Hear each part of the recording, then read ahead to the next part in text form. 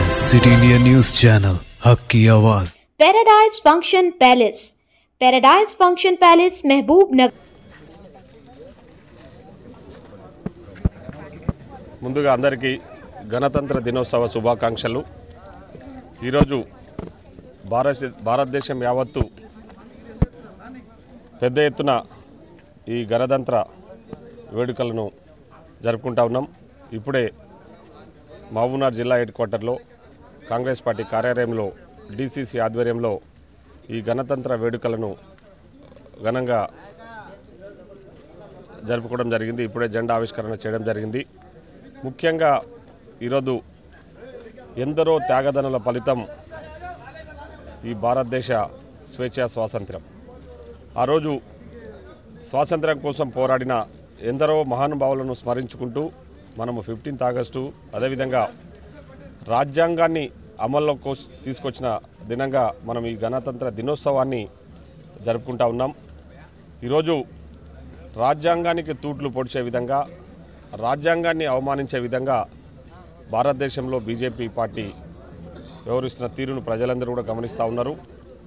ముఖ్యంగా వాళ్ళ ప్రవర్తన శైలి ఏ విధంగా ఉందంటే రాజ్యాంగం కల్పించిన హక్కులను కూడా హరించే విధంగా ఈ రాజ్యాంగాన్ని రద్దు చేసి వాళ్ళ సొంత రాజ్యాంగాన్ని తీసుకొచ్చి ఈ భారతదేశ ప్రజల సార్వభౌమత్వాన్ని స్వేచ్ఛను హరించే విధంగా ఈరోజు బీజేపీ పార్టీ వ్యవహరిస్తూ ఉంది।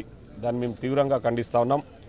ఈరోజు మా నాయకులు శ్రీ రాహుల్ గాంధీ గారు సంవిధాన్ బచావో అనే నినాదంతో దేశవ్యాప్తంగా ప్రజలందరినీ కూడా ఏకం చేయాలని, మొన్నటికి మొన్న భారత్ జోడో అనే నినాదంతో కన్యాకుమారి నుంచి కాశ్మీర్ వరకు పాదయాత్ర చేసి ఈ ప్రజలందరినీ కూడా ఏకం చేయాలనే లక్ష్యంతో ఆనాడు పాదయాత్ర చేసిన వ్యక్తి భారతదేశ చరిత్రలోనే ప్రపంచ చరిత్రలో ఎవరు లేరు ఒక రాహుల్ గాంధీ అని చెప్పేసి ఈ సందర్భంగా తెలియజేస్తాను।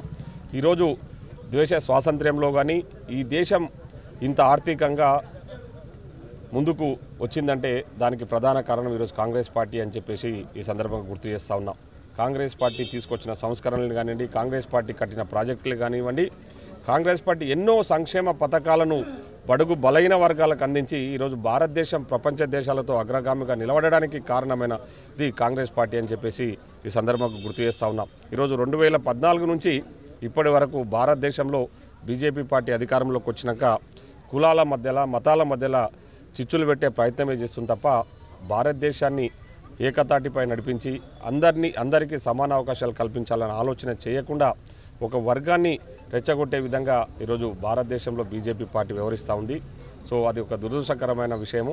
కానీ మేమంతా కూడా ఈరోజు కాంగ్రెస్ పార్టీ నాయకులము పైనుంచి కింది వరకు సంవిధాన్ బచావో, రాజ్యాంగాన్ని కాపాడదాం, రాజ్యాంగం కల్పించిన హక్కులను ప్రజలకు అందిద్దామనే ఆలోచనతో మేము ముందుకు పోతా ఉన్నాం। ప్రజలందరూ కూడా ఆ విధంగా ఆలోచన చేయాలని చెప్పేసి మేము కోరుతా ఉన్నాం। ఈరోజు ముఖ్యంగా తెలంగాణ రాష్ట్రంలో భారతదేశం మొత్తం అంటే ప్రపంచ దేశాలు కూడా ఈరోజు తెలంగాణ వైపు చూసే విధంగా మన రాష్ట్ర గౌరవ ముఖ్యమంత్రి శ్రీ రేవంత్ రెడ్డి గారు పాలన కొనసాగిస్తూ ఉన్నారు।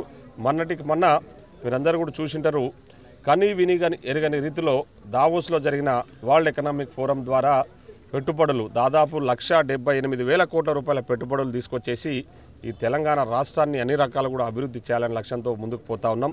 ఈరోజు ఈ ప్రజాపాలన ద్వారా ఈరోజు ముఖ్యంగా ఒక 6 అంటే మేము ఇచ్చిన గ్యారెంటీలలో ఆల్రెడీ కొన్ని అమలు అవుతా ఉన్నాయి। ఇంకా 4 పథకాలను ఈరోజు బ్రహ్మాండంగా ప్రతి తెలంగాణలో లాంచ్ చేయబోతా ఉన్నారు మా గౌరవ ముఖ్యమంత్రి గారు। ముఖ్యంగా రేషన్ కార్డ్స్ గత 10 సంవత్సరాలుగా తెలంగాణ రాష్ట్రంలో రేషన్ కార్డులు లేక చాలామంది ఆర్థికంగా వెనుకబడ్డ వాళ్ళ ఇబ్బందులు ఉన్న విషయాన్ని దృష్టిలో ఉంచుకొని ఈరోజు రేషన్ కార్డ్స్ కానివ్వండి, ఇందిరమ్మ ఆత్మీయ భరోసా కానివ్వండి, అదేవిధంగా ముఖ్యంగా ఇందిరమ్మ ఇండ్లు, పేదోడు కలలు అనేది ఇందిరమ్మ ఇండ్లతో పాటు రైతు భరోసా, ఈ 4 పథకాలను కూడా ఈరోజు మధ్యాహ్నం 1 గంటకు మా గౌరవ ముఖ్యమంత్రి శ్రీ రేవంత్ రెడ్డి గారి చేతుల మీదుగా తెలంగాణ రాష్ట్రంలో లాంచ్ చేయబోతా ఉన్నాం।